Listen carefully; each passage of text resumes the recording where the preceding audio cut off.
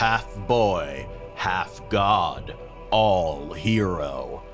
You're listening to Ranking Rick Riordan, a podcast where we rank all 21 books in the Percy Jackson mythological universe. I'm Dan. I'm Olga. And I'm Clara, and today we're discussing Percy Jackson and the Olympians Book 4, The Battle of the Labyrinth. This is part 2 of our Battle of the Labyrinth podcast. If you missed the original part, you can find it on podcast services and youtube.com/doingOK. But we are continuing our recap at Mount St. Helens, and Percy just exploded a whole bunch of telekine, and he's gone flying into the air.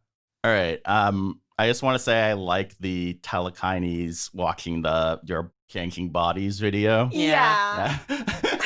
That was funny. and the weird thing of like sort of being like, yeah, we made this stuff for Poseidon and then they like screwed us over. Yeah. There's some interesting stuff going on here. Yeah. And yeah.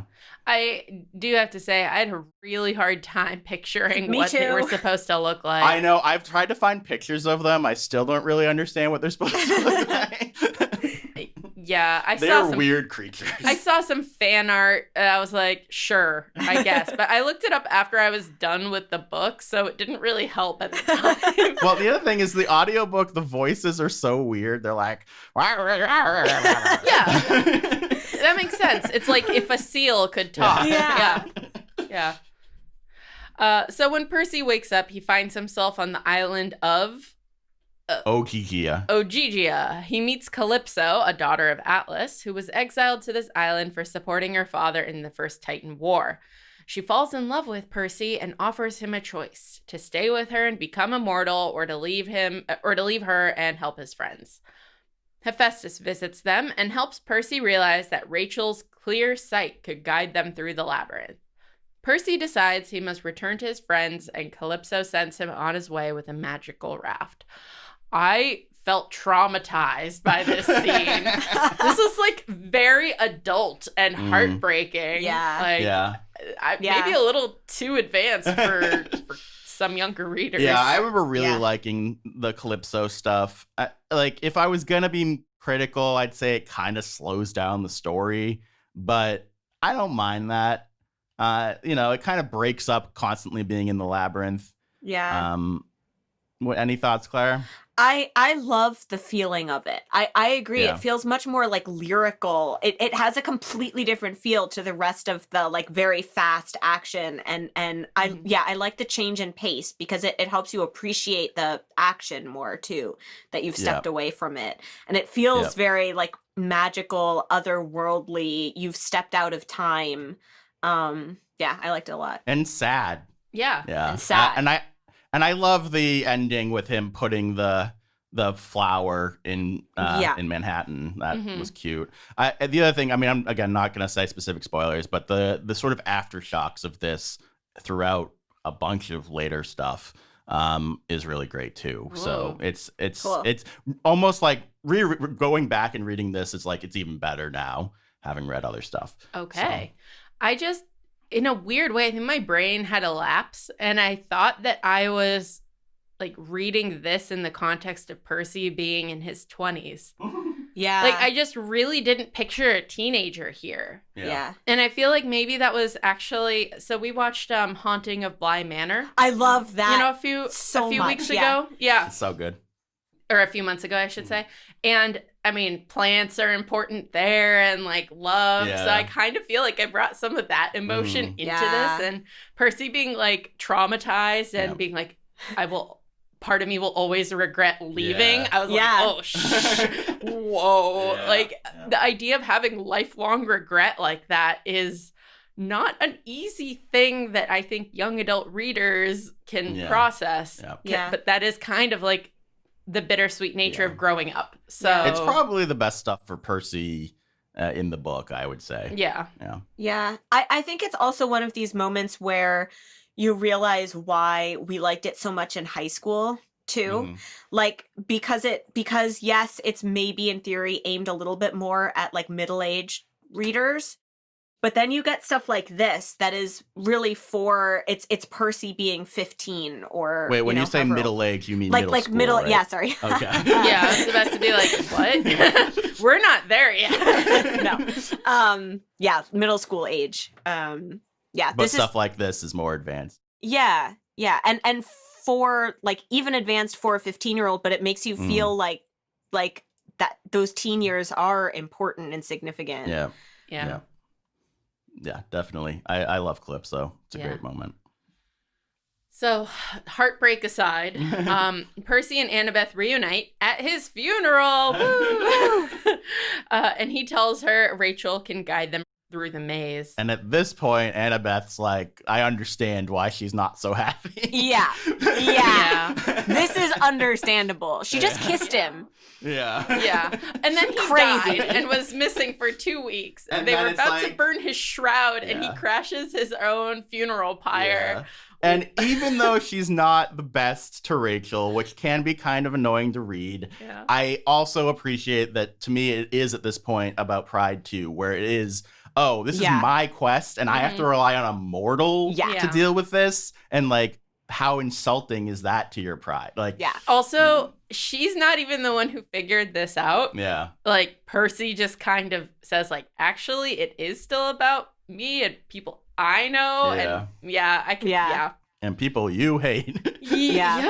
Whoops. Also, Rachel and the gold statue thing and all that. Rachel's just fun. I like Rachel. Yeah. Oh, pretentious art school kids. Rachel agrees, and the trio enters the labyrinth. Annabeth repeatedly snipes at Rachel as she guides them. And, well, like Dan said, her pride is very wounded, having to rely on a mortal. They are suddenly captured by Luke's forces and are led to the arena of Antaeus, a son of both Poseidon and Gaia. What did you say? I think it's Antaeus. I'm pretty sure. Why not? Antaeus? I don't know. Who's to say? Anyway. No one really knows because it's an ancient language. So. Antes. Luke knows the arena is part of the path to Camp Half-Blood, and in order to pass, he provides Antaeus, entertainment in the form of gladiatorial fights. Percy is forced to fight multiple opponents in the arena, including another half-blood named Ethan Nakamura. He refuses to kill Ethan. This causes Antaeus to fight Percy himself. Percy manages to slay him by separating him from his source of power, the Earth. So much stuff here, so my lord. much Seriously. Yeah, where are you going? I was just going to say cool action scene, clever thinking. Yeah, like the fact that he had to actually use his smarts to make that happen. Yeah. And that Annabeth like kind of hinted it to him. Yeah. I don't know if they would have done this if they had planned on doing Commodus. I don't even know how to know as Commodus later on. Something he is the reason we get the word commode. Yeah. But oh no. They end up doing him later, and the whole thing of pointing the thumbs down at the gladiator thing, like that's him. No, there's a weird amount of like Roman stuff in this book where it really does feel like he started getting into it and then was like, maybe I'll do more. Yeah. And also it's interesting to get the introduction of Gaia, who was incredibly important in Heroes of Olympus. Also, weird side thing is that they call her Gaia in this. They call her Gia throughout the entirety of Heroes of Olympus. Not sure what that's about. Yeah. And then Ethan. I think the Ethan stuff is great. Another great example of Percy's fatal flaw of him not being able to do the Athena move, and that ultimately being what makes Kronos rise. Yeah.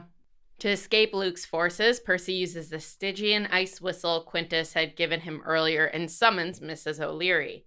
Woof woof. She's not wimpy. Yeah. Gotta really bark into it. Yeah, oh, sure. The three, along with Ethan, escape, but as soon as they are far from the arena, Ethan leaves them because he's like, I'm still a bad guy. Son of Nemesis. Yeah. This is a good one because it introduces multiple minor gods, which I think is cool. Because I kind of forgot about their ability to interact with this world. Yeah. Because so much of it has just been the focus on the Olympian gods. Well, and they're all betraying them in this one too, right? Yeah. But that's what I mean. It's like we heard like, oh, the minor gods are leaving. That's what Dionysus has been dealing with. But this is the first book where we as readers are really dealing with it. Interested in them. Yeah. Okay, so the group soon reaches Daedalus's workshop where they find Quintus, who reveals himself to be Daedalus. He tells them he made a deal with Luke and provided Ariadne's string to help him through the maze. Annabeth tells him he's being stupid, and children of Athena are supposed to be wise. Duh, dude, come on. I love Annabeth in this book. I mean, I know I said I didn't like her earlier, but... Hi, it's me, a daughter of Athena.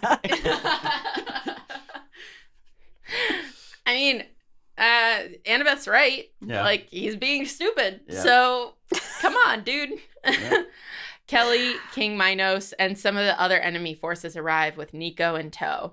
Daedalus, the trio, and Nico battle the monsters. So Nico is like, I was trying to help you, turns out, behind the scenes. I'm a good guy now. I'm on your side. Woo! Yeah. Nico finally realizes that Minos had been using him and banishes him to the underworld, declaring himself the king of ghosts. Great moment. We haven't really talked that much about the king, but he's great throughout this. I think he's a really fun villain. Yeah. Yeah. I feel like he is what they were trying to go for with Tantalus. I was just thinking that. Yeah. Yeah, Mm-hmm. completely. Much better use. Yeah. The four kids escape to the mortal world using Daedalus's metal wings. Rachel is able to quickly get them a ride back to the labyrinth because she's the daughter of a rich oil magnate. They come across a tunnel, which Percy realizes is the entrance to the Titan's palace. He scouts invisibly and opens a golden sarcophagus. Shockingly, it's not Kronos, but Luke who's inside. Ethan enters the room and pledges allegiance to Kronos. This was the final piece, and Kronos awakens, and Percy tries to run from him, but Kronos slows down time. Suddenly, Rachel throws a hairbrush at the Titan's face. Luke yells in pain, but Kronos regains control as Nico summons a wall of black stone, giving the four of them time to escape. Nico's so cool. Yeah. All hail, King of Ghosts. Yeah. I pledge my allegiance to you. So many things happen in this book. So many things. Like, you think that the Daedalus scene is supposed to be the climax, and then it's like, oh, but also Kronos is rising, but also here's Pan, but also here... Also, Nico's back on their side. Yeah. Also, there's a love triangle. Also... the war. Also... haven't got to yet. Yeah. Oh, God, so many things. Yeah, I just had to scroll my finger down like 5 times just to reach the end of the recap. Like, my goodness.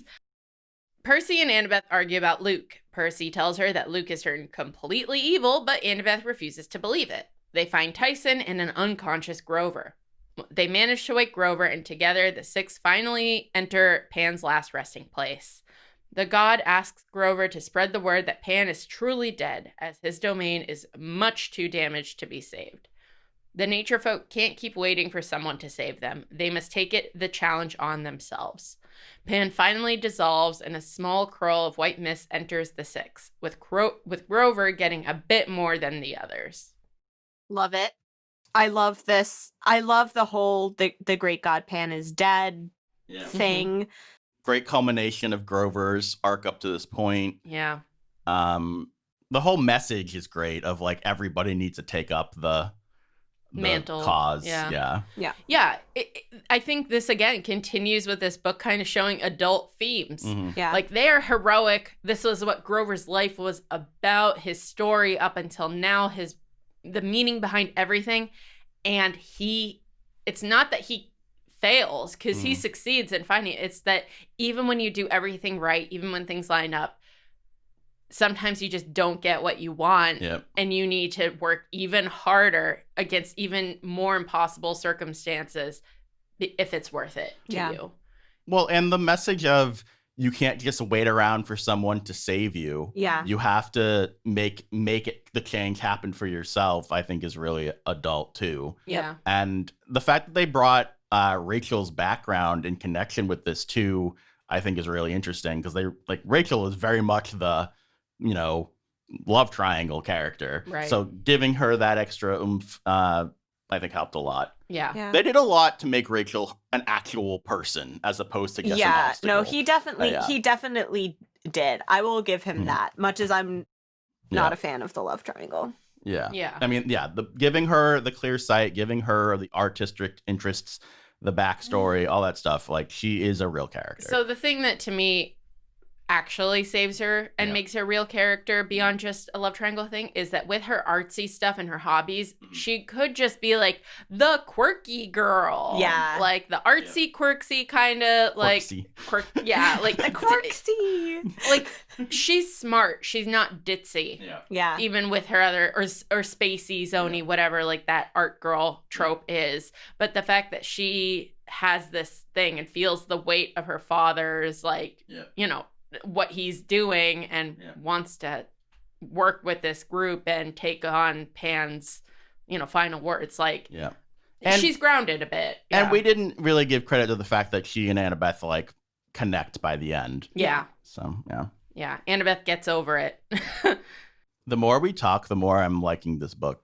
I feel like I've convinced myself back into it. No, I really like this book. I do wish Calypso, like, I feel like Calypso is a good love interest that Percy, like that would have, I think that's also what's bothering me, is that there are two other love interests besides Annabeth in one book, and one of them is done very well, and the other is just sort of like, there's a love triangle. Do you see? It's a love triangle. Like, and we have Luke too. Yeah, and we have Luke. So it's like, a love pentagon.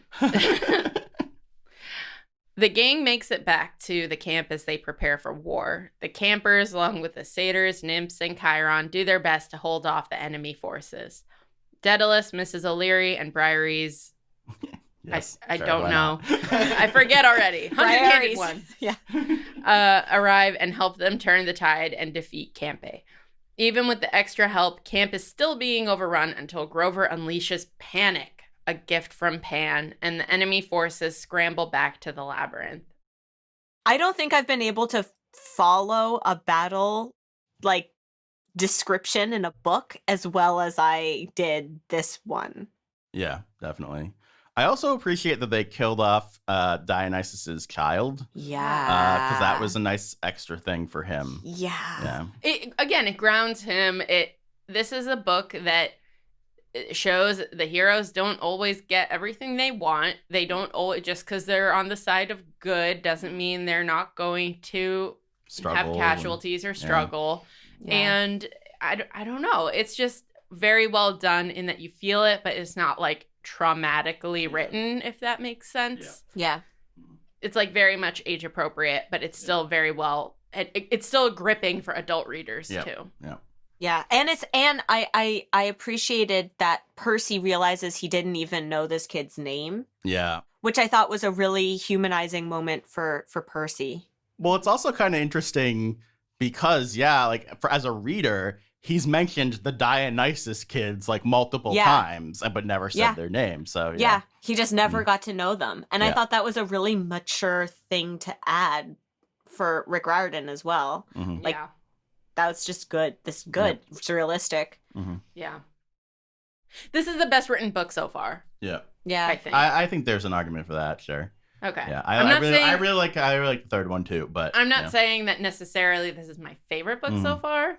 But there's we'll a lot talk of about it. But stuff. I think that given all of the, again, the behemoth that this book is, I still feel like we're getting development left, right, and center, and that's impressive.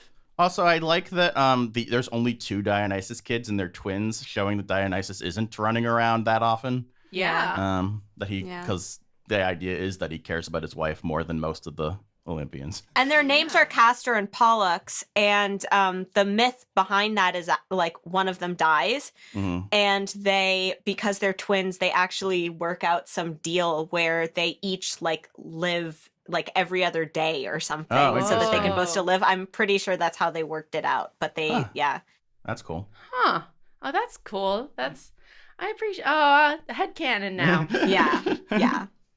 Or Dionysus drives his kid insane into thinking he's and they're also sons of Zeus. They're, I think, Helen's brothers. So Daedalus chooses to end his life to save the camp. He gives Percy custody of Mrs. O'Leary and Annabeth a laptop filled with his greatest designs. Nico releases his soul and the labyrinth is destroyed.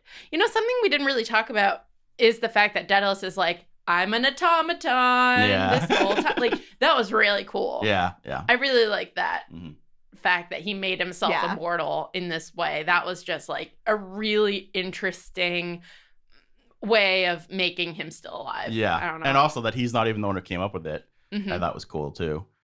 I also think it's another great moment for Nico of him like sending his soul away. And, yeah. What a treasure. Nico is just a treasure. So towards the end of the summer, Hera appears to seek gratitude for her help on the quest.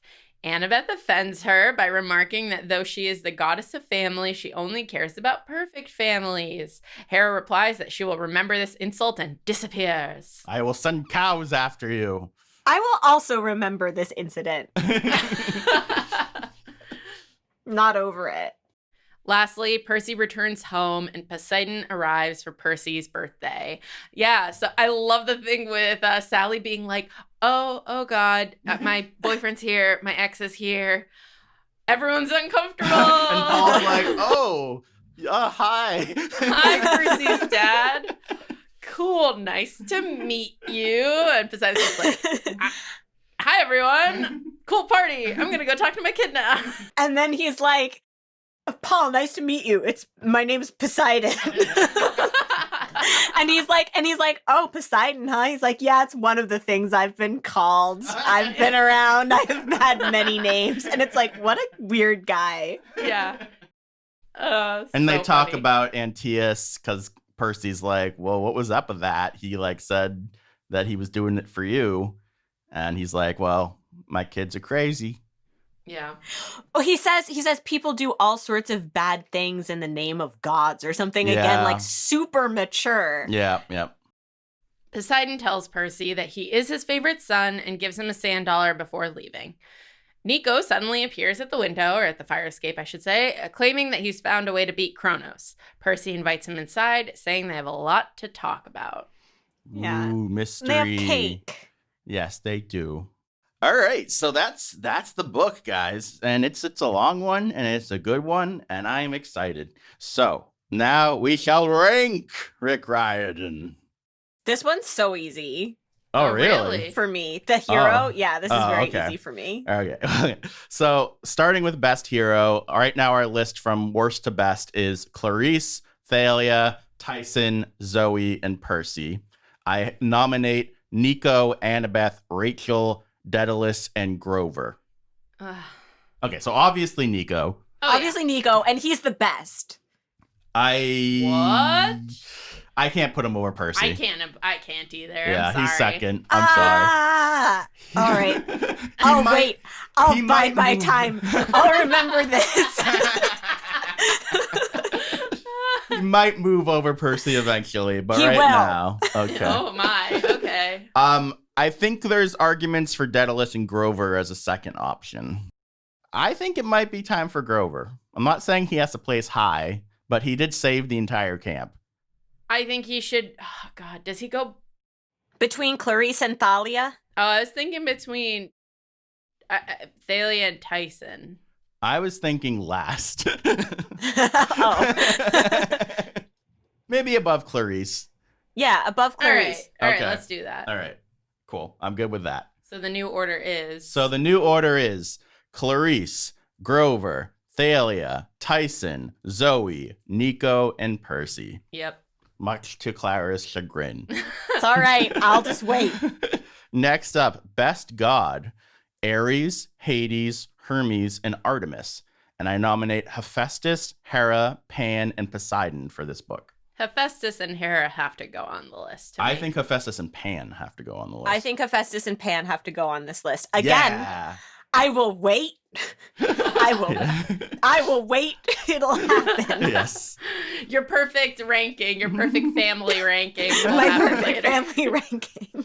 I will say, I do think this is Poseidon's best book so far, but I think Pan and Hephaestus leave much more of an impression. Absolutely. I personally kind of want to put Pan first. Oh. I think his scene is really good, but I also understand if people don't agree. I can't. I will not put him above Artemis. Okay. So here's the thing. I think Hephaestus should be number 1. Whoa. Maybe it's Ares Pan. That's where I'm leaning. Okay. Are we cool with that? Ares Pan is after Ares? Okay. Because he's only in one book. Yeah. And I mean, it's meaningful, but it's more about, I mean, we put Grover relatively. Yeah. Well, no, we didn't put Grover relatively high. But, you know, okay, fine. Ares, then Pan. And Hephaestus, I think right now goes after Artemis. Yeah. Below Okay. Artemis. Yeah. Yep. Okay. I think so, too. I can deal with that. Okay. So the new ranking is Ares, Pan, Hades, Hermes, Hephaestus, and Artemis. I didn't actually change the writing, so it's hard to remember. Yeah. All right. Now, best baddie, I think, is going to be interesting. We have Circe, Atlas, Dr. Thorne, Medusa, and Polyphemus. And I nominate Campe, King Minos, Kelly, Geryon, and Antaeus. I want to suggest that Minos is either my favorite or second favorite. I was thinking the same thing. I think he should be the best. I Okay, agree. cool. I'm super down. I think Minus he's being more best. of a threat than You know, he's just the most, like, intelligent baddie who's still, like, cool and mythological. Yeah. So, Yeah, I think they did a really good job with him. yeah. Now, out of the remaining people, who do we want? I mean, all of them are pretty cool in their own way. I like that Kelly can see when he's dreaming about them and stuff like that. And I think Campe's really badass. I think Geryon with the ranch is pretty cool. I think it's between Campe and Kelly. Okay. I'm on board with that. I think Campe should probably make the list. What do you think, Yeah. Clara? I'm good with that. I would put Campe above Atlas. But here's the problem with Campe, though. Yeah. She's just like, yes, destruction. I'm older than time. Yeah. Blah, blah, blah. Like, whereas Yeah. Kelly is actually like A character. A character. Yeah. Antaeus is also I'm down with putting Kelly there, but for me, Antaeus left more of an impression because of the interaction with Poseidon. Yeah. Yeah. That's what I'm saying is I feel like all of these people there's an argument for. The problem with Antaeus to me is that he's only in the one scene. So even though you have the Poseidon connection, I don't. Okay, I'm gonna argue that Kelly goes right after Medusa That high? or after Dr. Thorne I think after Dr. Thorne. Okay. I think that makes more sense. and Mino. Okay, so if we all agree, the order is Circe, Atlas, Kelly, Dr. Thorne, Medusa, Polyphemus, King Minos. Yeah. All right, best real world location. Right now we have the St. Louis Arch, Hoover Dam, and the Smithsonian. Nominated here is Alcatraz and Mount St. Helens. Neither of them are fantastic, but No. But I appreciate the fact. So Mount St. Helens obviously doesn't have a forge inside. It's not like that real world location. But I appreciate the fact that after Percy makes it blow up, the news are reporting how people have had to be evacuated. That he caused like all this air pollution. Yeah. He's like traumatized so many people with his fear of this good action. Like it has real world consequences. Yeah. And Percy feels bad about it. Yeah, I mean, I agree with you. I still don't think that's enough to make me want to put it on the list. I personally would put Alcatraz and put it last. I agree with that. Yeah, me too. All right, so the list is Alcatraz, St. Louis Arch, Hoover Dam, and the Smithsonian. Yeah. Nice. And now the ranking of the books. Right now we have Sea of Monsters, Lightning Thief, and Titan's Curse. So this is either first or second, right? Yeah. For me, it's first. Mm-hmm. I think it has to be first. Okay. I came into this thinking Titan's Curse was higher.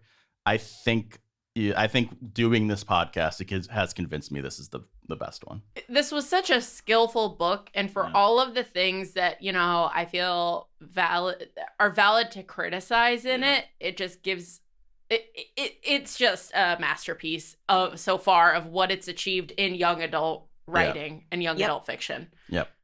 It's really good. And the fact that so much happened, but as I was reading it, I wasn't like, what the hell is going on? Like, it didn't feel like 2020, right? You know, like where it was just sort of like, why another thing? Like we have enough. I never felt like that. Yeah. It never feels like it's dragging, and it never feels like overly bloated. It's just like, oh, this is a cool thing. That's another cool thing. Yeah. Oh, look at another cool thing. Yeah. And like cool in different ways. Like you talked about, like the Okishia thing is very different from the Antaeus scene, and then Pan is very different from the battle scene. Like, you know. And the other reason, even though I think I overall, you know, had less qualms about Titan's Curse, I mean, this book actually has Annabeth in it a lot. Like, it actually has our main characters. Yep. We got Tyson back. Yeah, as opposed to the other one, which is, like, very much new people, new characters. Yeah. So while I really liked it, it's just, like, this feels more correct to be, like, held in higher regard. I actually feel like Annabeth's strongest book so far for me has been Sea of Monsters. Yeah, I can see that. And so thinking about it that way, like this book feels like, oh, she's doing some more stuff. If I try to think about it as like, this is her book, then I'm like, oh, but if I remember Sea of Monsters, it's better for me. Yeah. I think also there's definitely an argument to be made that Nico's arc in this book is the best arc we've seen in general. Yeah. Well, so why is he second to Percy? Because Percy is Percy. Because Nico's had the best single book arc. I think that Percy has had a lot of ebbs and flows, no pun intended. And also I think that we've like seen the way he's a hero and the things that he's struggled with. I don't know. And I also just think he's done more heroic things, which I know we're not necessarily just ranking it based off of that, but that's part of it. Right. So here's what I'll say that hurts Nico, and it's as simple as it's Percy's perspective. Like we don't actually get to see Nico doing the like what he does in between Garion's ranch and when they encounter him in Daedalus's workshop. We don't actually, like, we have some cool like action things. We have his cool like declarations, and we know he grows, but we more or less we hear him grow. We don't actually witness him grow. And that's, and we do with Percy. Like it is kind of that simple to me. I think, so we also read the Demigod Diaries. Yeah. And there's some really good Nico stuff in the third short story there. But even that one has a problem of like Nico's doing all this cool stuff in the background. Yeah. And it just kind of like hurts his character that we don't get to see his POV. I think what Nico kind of exemplifies like the badass side character. Like he's who I want a spin-off of. Yeah. He's like the like, oh, like this guy's from the future and he has a sword or something, you know, like, or like he has an eye patch and he's really mysterious. Like, you know, it's like that character that like you can't help but like be like, he's way more badass than the main character. But like at the same time, like part of what makes him so good is that you get him in small doses. And I mean, I would like a bigger dose of Nico, but we just don't get it. And yet, I guess is the way to put that. And so he just can't be a bigger hero, the number one hero than, in comparison to Percy. Sorry, Clara. She'll remember this. She'll remember this. I'll remember this. I expect him to eventually beat Percy. And I expect other people to also eventually beat Percy, but we shall see. All right, so I just want to end out. We're not going to do feedback this week. We are going to. I'm going to make sure we do feedback starting with Last Olympian specifically because we're also aiming for slightly longer podcasts when that comes up. So if you want to send feedback to us, you can send it at ourpodcastfeedback@gmail.com or comment on the YouTube video below. Also, please rate us or review us on Apple, Audible, Stitcher, and all of those fun things. We're so grateful to everybody listening, and we hope you had a lovely holiday season. Any last words? Demigod you later. No.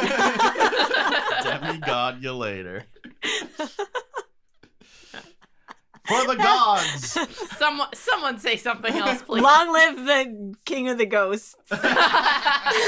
There you go. All right. Long live the King of the Ghosts. Let's say that every single podcast. I will. You Okay. guys can say what you want. I'm going to say long live the King of the Ghosts. All right, guys. Thank you. Bye.